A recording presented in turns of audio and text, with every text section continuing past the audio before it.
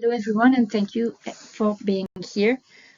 We would start by thanking the North American Sports Society for History for accepting our presentation and apologize for not being able to be among you today.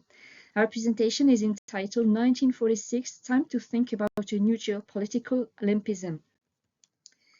In the aftermath of the Second World War, Olympism underwent a renaissance, raising the question of a new, more political, even geopolitical impetus with pro-European and/or Western militancy. By Olympic militancy, we mean the collective action taken by a number of individuals through specific propaganda structures to promote the idea of Olympic unity, the Olympic movement, to public opinion and political decision makers. This pro-Olympic activism is European, as it had its heyday in the first half of the 20th century, but also its darkest hours. In 1946, it was necessary for different generations of activists to coexist, and after having confronted each other, they had to show solidarity through a common sense of belonging to be representatives of the Olympic idea. The new IOC president, Sweden's Johannes Siegfried Edström, was the symbol of this new shared impetus. Vice president of the organizing committee of the 1912 Olympics in Stockholm, he founded the International Amateur Athletic Federation as the governing body of athletics at the Stockholm Olympics and became the first president of this federation in 1913, a position he held until 1946. Elected an IOC member in 1921, he presided over the 1921 and 25 Olympic Congresses and became IOC vice president in 1937. In 1942, Henri de Baillot-Latour, then IOC president, died of a stroke in Brussels, Belgium. The Olympic Charter made no provision for presidential succession. It was therefore Siegfried Edström, as vice president, who took over as de facto IOC president until his election at the IOC session in Lausanne on September 3, 1946. Edström symbolizes both continuity and change within the IOC. Leader of the foundation of the International Sports Federations in 1921 at the Olympic Congress in Lausanne, as president of one of the most powerful sports federations, IAAF, he positioned himself as the mediator between two opposing currents. First, the IOC members around Pierre de Coubertin, who wanted sports to be unified by the IOC, its standards and values. The Olympic idea was clearly defined by de Coubertin in 1923 as, I quote, the joy of muscles, the cult of beauty, work for the service of family and society. And they were faced with the militant unionists, a group of men who promoted a more liberal, less controlled federal sports model based on autonomy and the right to disseminate their own values, standards, and ideas according to their social, geographical, and demographic influence. In 1946, Edström used the occasion to unite around the health, I quote, the health and the mind of the youth of the world, unquote. His election in 1946 was a renaissance for the Olympic movement. This editorial here shows that since the end of the First World War, the propaganda and dissemination of Olympism had to be seen as a political project that pitted men, geographical areas, and practitioners against each other. Indeed, the main challenge was to control the masses in order to adapt the message of Olympism to be disseminated. For de Coubertin, the name of this political project was the Olympic idea, which he defined as a representative body, the IOC, whose aim was to unite a standardized sports movement. For the Federalists, the Olympic movement was an area of shared power between the IOC and FIS. As an arena for sporting competition, the Games were a source of conflict, representing a geopolitics exacerbated by the end of the First World War. The development of the sporting movement was now universal. Games of a limited nature, but with clearly identifiable criteria, emerged. In 1919, the victorious countries held the Inter-Allied Games in Paris, a military event designed to distract and relieve the boredom of demobilizing troops. The United States, a forerunner against the centralizing role of the IOC in 1900, when James Sullivan, secretary of the Amateur Athletic Union, announced the creation of a federal Olympic movement, which was born in 1901 and removed de Coubertin as president. The International Union was discredited, while the IOC maintained its position. Since then, American initiatives in the Olympic field have come under scrutiny in the form of the commercial view of sport. Regional games in the Far East in 1913 and Rio in Latin America in 1922 were set up with the help of Christian organizations such as the Young Men's Christian Association, the YMCA, which throughout the interwar period developed sports projects that competed with the IOC's roles as regulator of sport. In 1920, at the IOC session in Antwerp, an agreement was reached thanks to the diplomatic efforts of the Belgian IOC member, Count Henri Baillet-Latour, who divided the organization of the regional games between two reserved areas. The technical side was for the YMCA and the ceremonial side for the IOC. Similarly, at the IOC session in Amsterdam in July and August 1928, several conferences were convened on the South American Games, the Central American Games, and the Far East Games, bringing together IOC members from the countries concerned and a number of sports personalities from the South American continent. Their aim was to discuss the development of sport in these regions under the auspices of the IOC. The FIS were frustrated at being sidelined and raised the number of world championships. The history of the IOC is a continuation of the European hold on its presidency. Over 80% of IOC members are European. For the Coubertin, the domination is a continuation of the link between Western European civilization and the ancient world. However, as we have seen, it also reflects Coubertin's and his supporters' mistrust of the commercial ideology of sports developed in the United States. The speech given by the Swedish member Count de Rosen, IOC Dean, at the IOC session in Lausanne on September 3, 1946, was intended to promote the president of the IOC to its compatriot Edstrom after the death of Count Henri Baillet-Latour in 1942, but above all, to point out that another favorite was emerging, American Avery Brundage. The French member, the Marquis de Polignac, was a fervent unionist, and he defended Edstrom's candidacy. I quote, "None of us is perfect. We all have our qualities and our defaults. The Swede's main flaw is his support of the FIS project of Olympic federalism, but it is thanks to him and him alone that the IOC still exists and that we have been able to emerge from the turmoil, meet, award, and prepare normally for the games of the 14th Olympiad," end quote. And finally, it is because he is European. Even if, I quote, "America is unquestionably the country of the future, Olympism is too old, too nuanced, too specifically European to be interpreted today," unquote. So Avery Brundage, who enjoyed the whole of North, Central, and South America, was elected vice president of the IOC.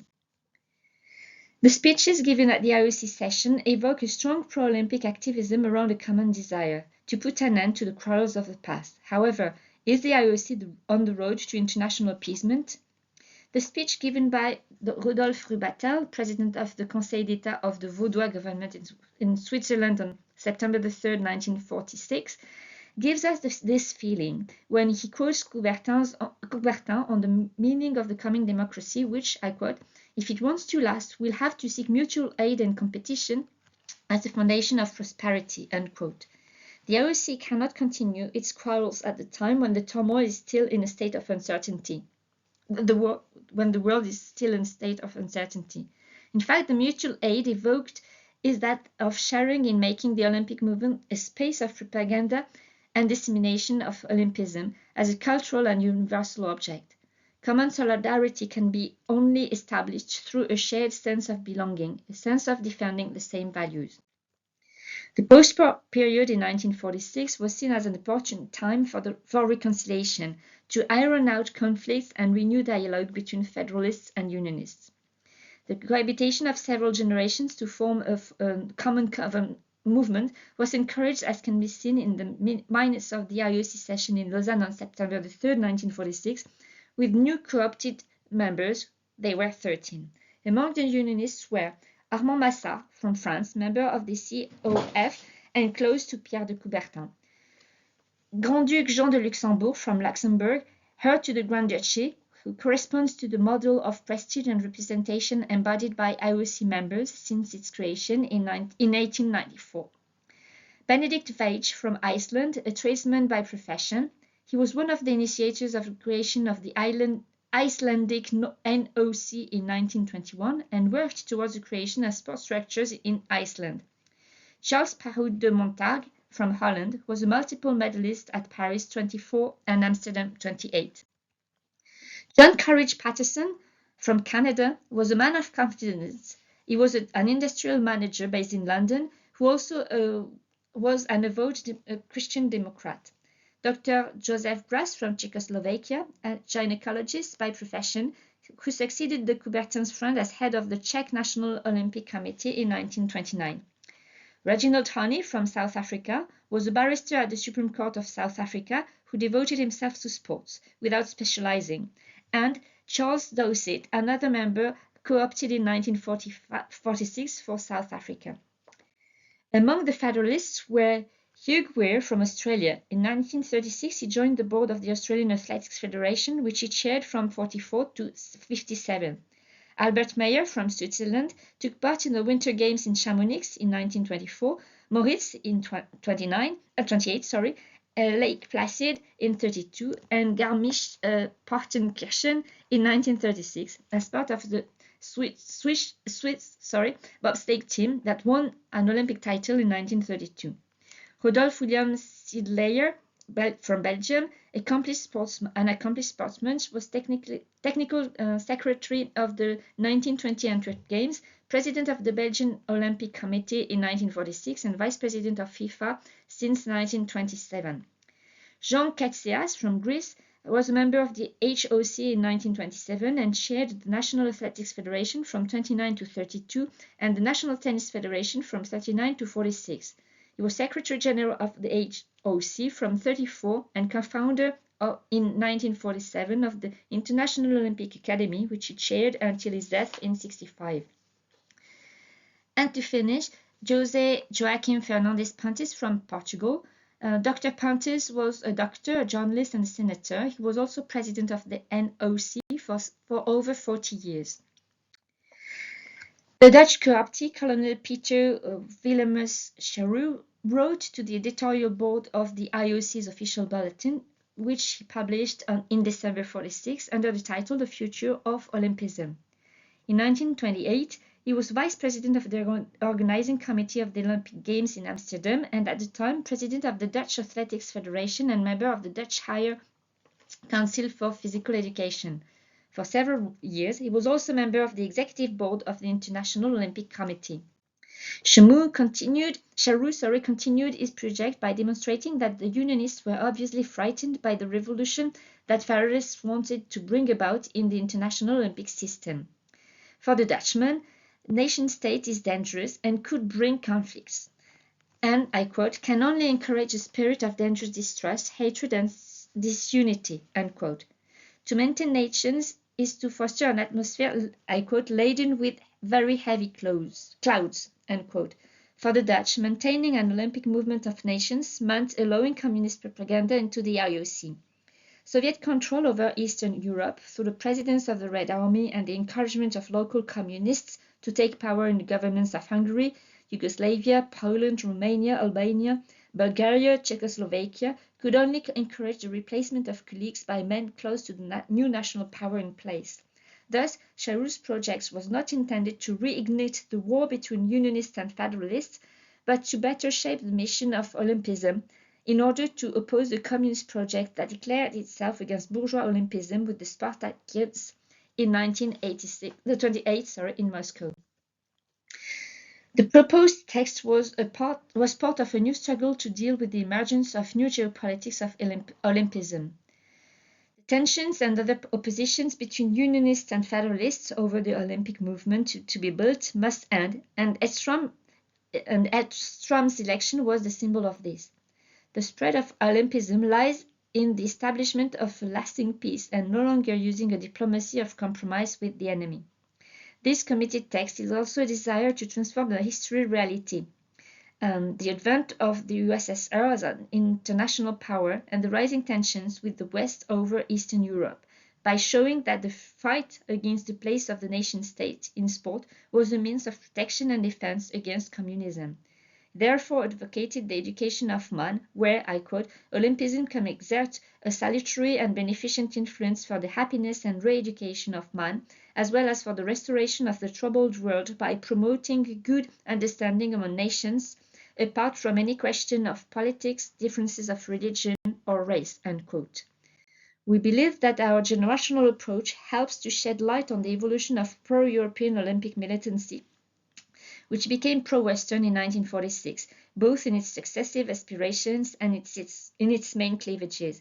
1946, first and foremost, cemented each of these militant generations and helped share their Olympic consciousness and nurture their militant commitment.